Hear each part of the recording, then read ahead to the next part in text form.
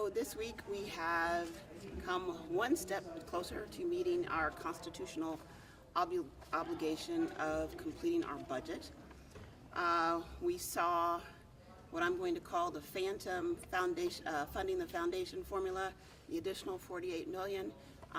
It's important to note that has triggered the 2014 statute, so that we will now have to fund early childhood education, which unfortunately could potentially put us another $67 million underfunding the formula if we aren't able to meet that obligation.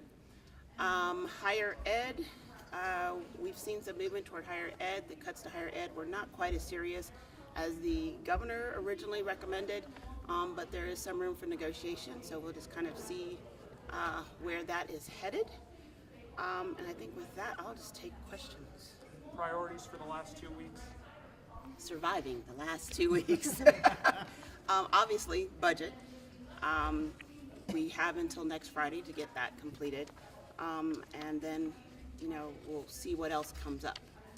Any specific bills on your mind that you maybe want to see discussions had? Well, of course, personally, I still have my legal expense fund. We passed out the HCR this week. Realistically, we don't have a lot of time to get it done, but I would hope that maybe that's something we can continue to push. I did have conversations with the Attorney General's office. We will see the first report tomorrow, so I am excited about that, and we'll try to amend it to some additional bills to see if we can't get it through this year. Leader Beatty, I've talked to you several times about the Kansas City Community Release Center. There was an article yesterday in the St. Louis Post-Dispatch that said that workers at the Department of Corrections streamed movies. They were watching movies, checking Facebook, while a man hanged himself and lay dead in that cell for 10 hours. A, your reaction to that, and B, have you talked to the director about that? I have not talked to the director yet. Let's face it, there are a whole lot of things going on with KCRC, and we have been seeing some slow improvements. We have changed the warden, several deputy directors have been moved, but there's still a lot of work to do with KCRC, and I still contend that it should not be a level 1 prison. It needs to go back to a reentry center, and hopefully they will move toward that, and things like this prove that it really is not suited for this type of facility. Do you expect Senate Bill 43, the discrimination measure, to come up on the floor? Well, we were anticipating that it would come up this week. I'm hoping that it does not. Unfortunately, this bill guts the Human Rights Act. We have a senator, Senator Romine, who is being sued under this particular act, and I think this is an absolute conflict of interest, and I am hopeful that it does not see the light of day. There are a lot of very important pieces of legislation that are still left. You've got things like Real ID and PDMP that are very, very slowly maybe dying kind of in these last couple of weeks.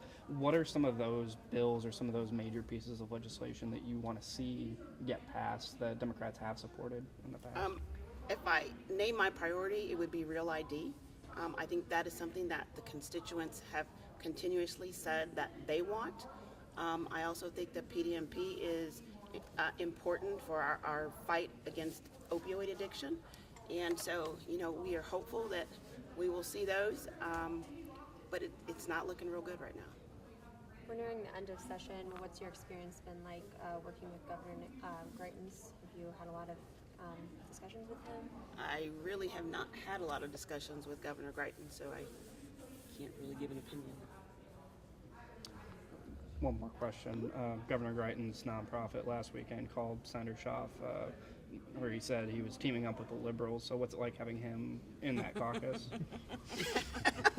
I'm not sure that I would classify him as a liberal and in that caucus, but really I think the governor's just, overstepping his bounds. That is something that shouldn't happen. We are all adults here, and I think he's just taken this too far, and that needs to stop. What do you think of his leadership style, generally speaking? Excuse me? What do you think of the governor's leadership style? When I see things like what has happened, when you are posting folks' phone numbers, that's not leadership. That's targeting people, and it shouldn't happen. And if it was in the reverse, I think he would be pretty upset. Real quick, can you talk about what Representative Quaid did to earn her conference committee assignments? We basically divided she's on budget, and so I tried to appoint people based on some of the expertise that they have developed in particular areas, and so that's how it was decided. Because she works for Care to Learn? No, just her knowledge about the subject matter. Traditionally, we lost a lot of our folks that dealt with healthcare issues, and so she is one of our new folks that does have some experience, so that's why I chose her for that place. Good. All right, thanks, guys. Thanks.